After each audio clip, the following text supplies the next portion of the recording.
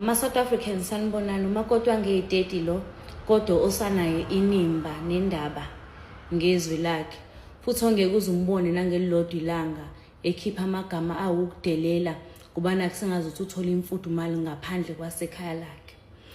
Le ivideo nje yesicelo ngenkulu inhlonipho ngiyabahlonipha amalungu eMarsh and Marsh bawumndeni kimi akujika ukuthi kusekhaya eSouth Africa kusekhaya. Ngiyabahlonipha ubaba uMchunu, ngiyabahlonipha ubaba uNdabandaba nangokwazi ke nje umlando wezwe nangesibongo sakwaNdabandaba okwabantu abafika eSwazini ngesikhathi sokubuza kwenkosi uSobhuza.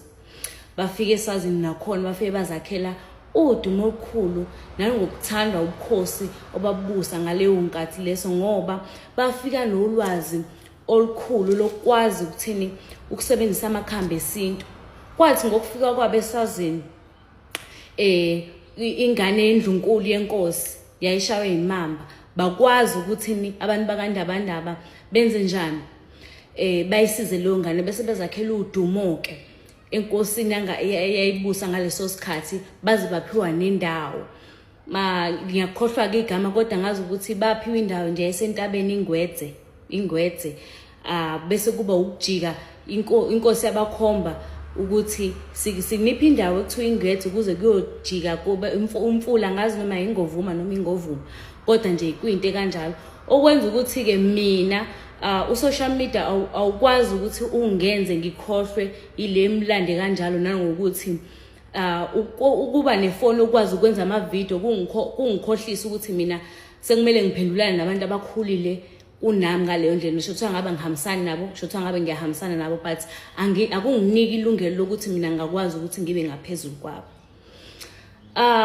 Ithinto ngiyajabula kakhulu ukuthi izwe lami kuyizwe la South Africa liyakwazi ukusukuma mekukhona into engahambi kahle ezweni imele. Kodwa bengingathanda ngizongazi ukuthi kunenhlangano futhi ubaba umphakathi ubaba uphayela umthakathi ayiholayo ebizwa ngokuthiwa insizwa nobunsizwa. Okuyinhlangano engathi noma ngabe ngisele no 10 rand ephaketheni ngingayidonatela ngoba it seems like iyinhlangano ekwazi ukuthi idile nomqondo womuntu wesilisa emkhulise from ukuba umfana abe indoda.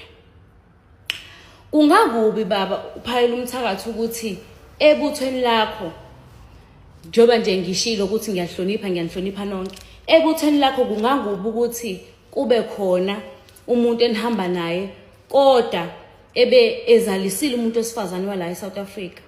Uma esemzalisile kwaba ukuthi uyamshiya bebamshiya ngenxa yokunzima empilo ngenxa yendlala kwazi kwagcina ukuthi izingane zakhe zondliwa ePakistan ngoba nakhe uma wengane zakhe eswele ukudla namanabukeni.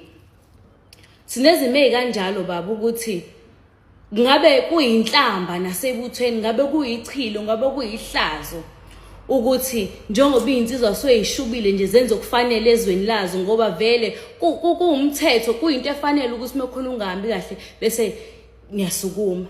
Kodwa baba ngithi mina ngicela ukuthi inhlangano yensizwa nomtsizwa nayo ayiqhakangiswe igqame yazi izwe lonke njengeMarsh and Marsh ngobani ziningi insizwe esadinga ukudodiswa. Ingane zazi insizwe ezinye zibiza amaPakistan ngobaba ngobani ngenxa yendlala ukuthi insizwa ziyahluleka ukukondla izingane.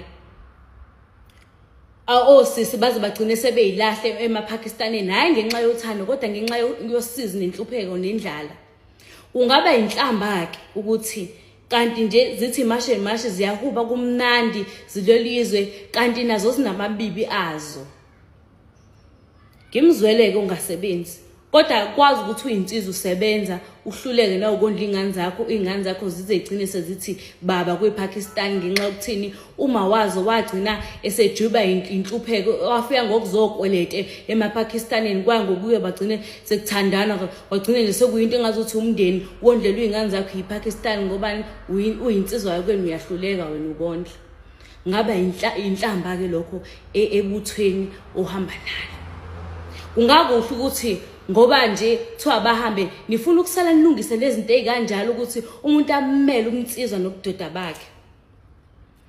akumele nje ukuba insizwa nobudoda bakhe. Oney'ngane azazi ukuthi iy'ngane lezi ezakithi ngizoyihlawula, ngizozenzani, ngizoyibuyisa zizekhaya, zizokondliwa, zizoba right, zizokhula zibe right ngendlela efanelekile.